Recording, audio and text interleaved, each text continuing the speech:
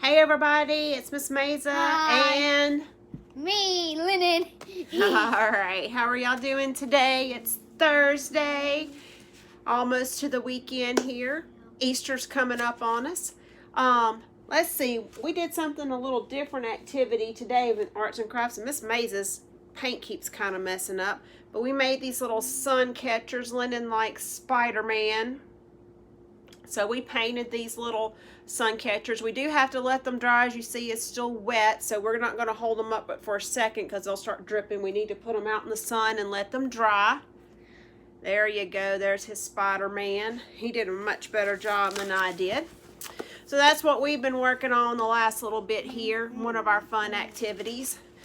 But anyway, so let's get on with our lessons here. Yesterday, Miss Maza told you that I had bought 3 packs of Milky Way candy bars. Okay? Each pack had 6 candy bars in them, and I showed you that yesterday. So what is the total amount of candy bars that Miss Maza has that I bought? And we underlined our important words that there were 3 packs, there were 6 in each, and what was the total? So what I did was I drew an array. I had 3 packs, that's my 3 rows, and I had 6 in them. And if I counted that up, I would see that there was a total of 18. So that's my 3 groups of 6, or 3 times 6 equals 18. So that's my number sentence.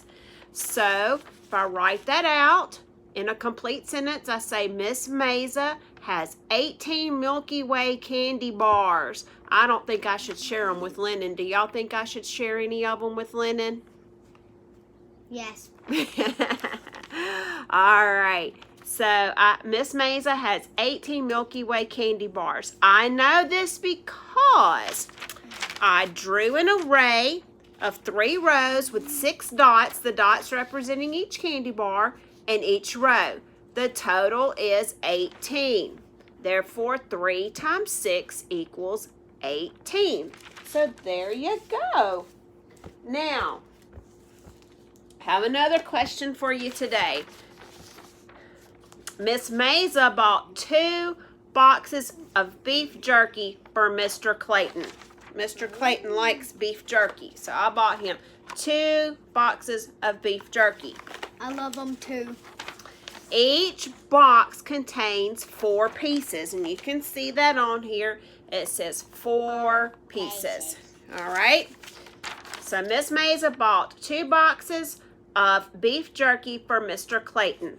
Each box contains 4 pieces of beef jerky. So how many pieces of beef jerky did Miss Maza buy for Mr. Clayton? So let's underline. I'm going to help you get started with underlining our important words there. Set those up there because those are Mr. Clayton's, and I told him he couldn't open them till we did this math problem. So he's going to be glad that we finally did it. So our important words are there was 2 boxes with 4 pieces. Each had 4 pieces. And we need to know how many pieces. So how many pieces total? Our important information, the 2 boxes with 4 pieces each in them. And what was it? How many pieces total did Miss Maza buy for Mr. Clayton? All right.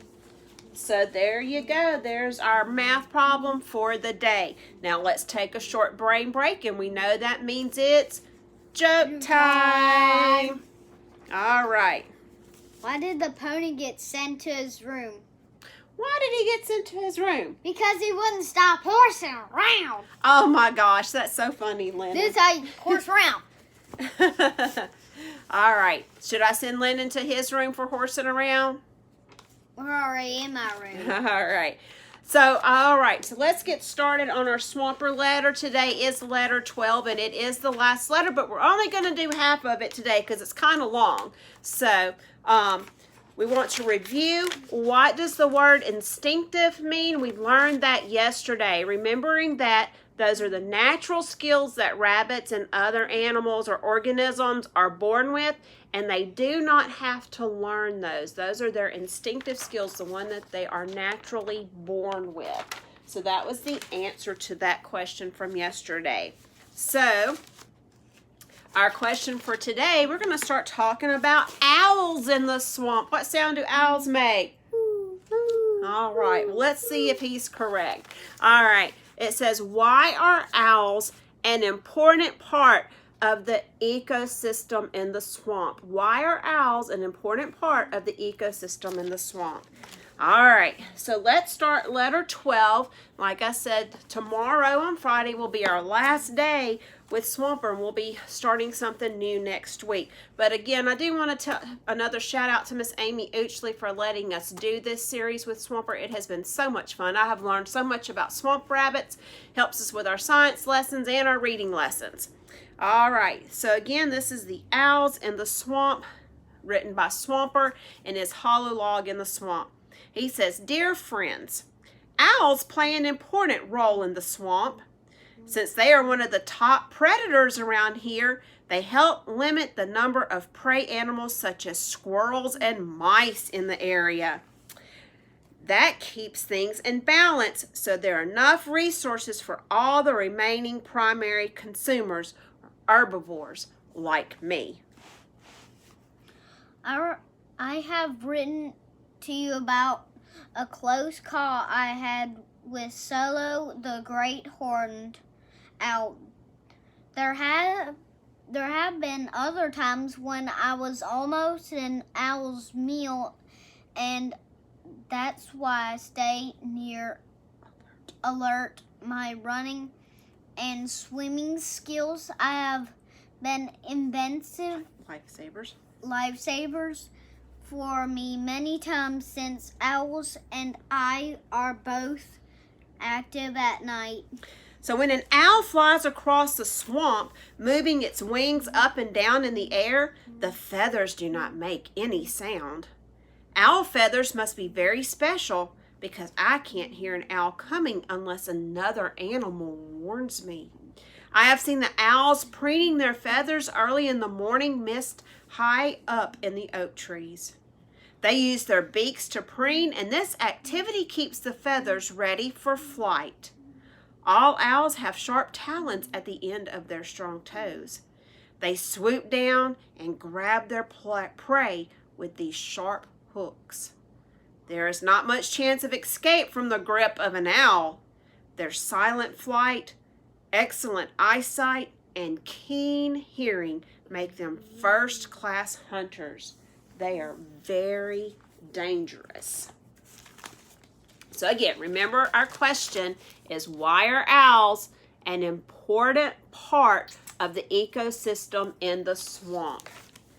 All right, and remember that we are working on writing a short story about the swamp adventures of lichen and moss. And yesterday, I asked you to write 1 to 2 paragraphs for the body of your story. Lennon gave you his introductory paragraph, and then he's written a paragraph for the body of his story. And look what he did. Now, Miss Maza helped him write this out, okay? And understanding, I skipped lines and wrote big so you could see it. But since he started a new paragraph, we indented in. We scooted it over. So I'm going to let you read. His body of the paragraph is what is in green. I'm going to let you read what he's written for his body of his paragraph. We went outside to play while our moms visited.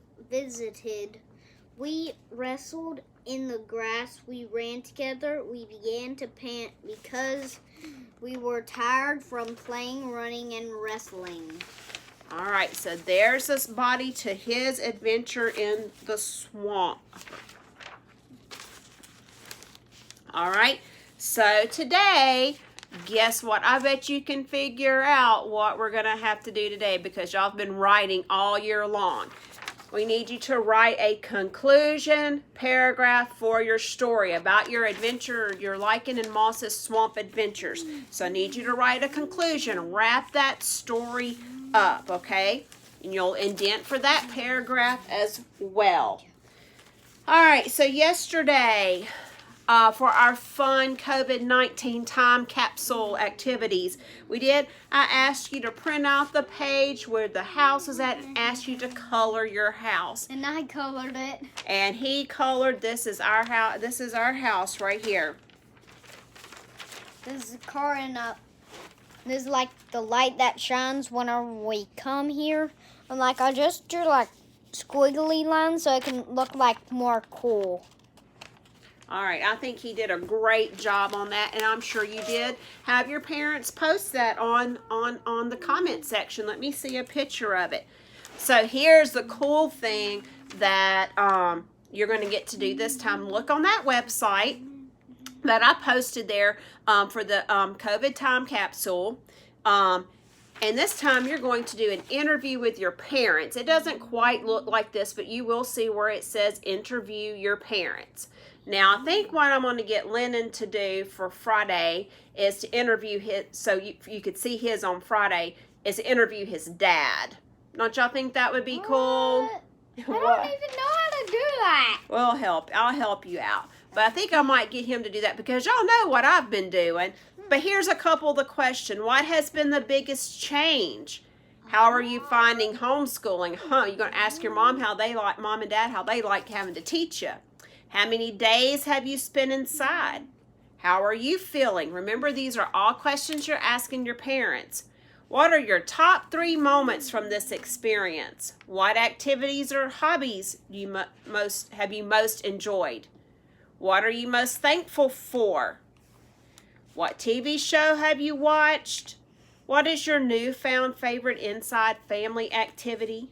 What's your favorite food to bake, your favorite time of day, and what is your goal for after this? So look for that sheet, print it out, and ask your parents these questions. You can post the answers. You can take a picture of it and post it in the comment section. But most importantly, keep this. Put it in a time capsule for you to have to look back on later. This is just to remind us of this time. So that's the activity to do. Interview your parents. Okay? I just yawned again. Right. I just All yawned right. again. I guess Lennon's getting sleepy. All righty. Well, it's been good talking to y'all again. I look forward to seeing you again tomorrow. Again, remember, stay 6 feet apart, cover your mouth, wash your hands. Only go outside and do other things if it's absolutely essential things to do, all right? So until then, we'll see you later. Miss Maza misses you. Can't wait to see you all. And I guess I'll consider sharing my Milky Ways with Lennon. All right. See you later. Yay.